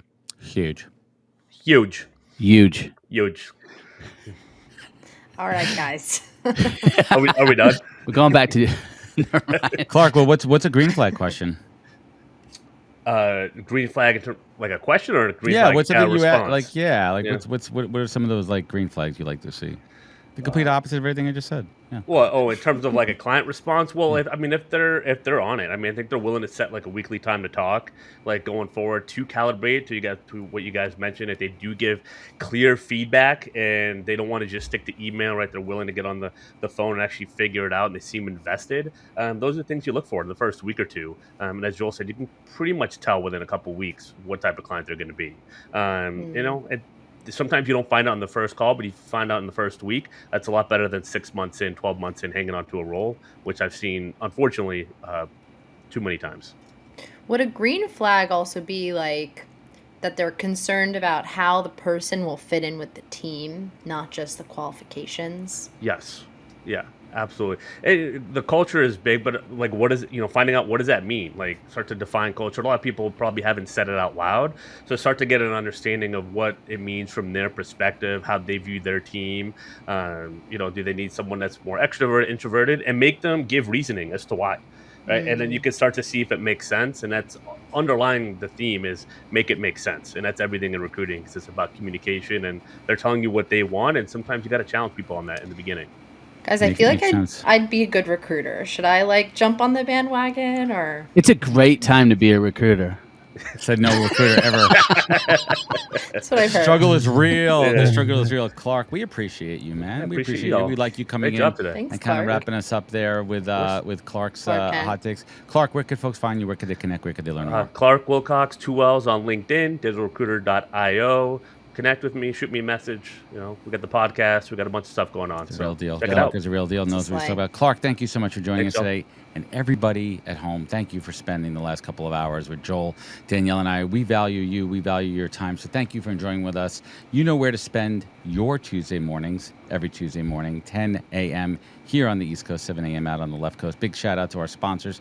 Thank you, Aaron. You know where to find out more, purpleacorn.io. Let's go. Check us out, and we appreciate you all, and we'll catch you next week for another great HR Morning Show. Thank you, everybody. Have a great day. See you guys. Take care. Bye, everybody.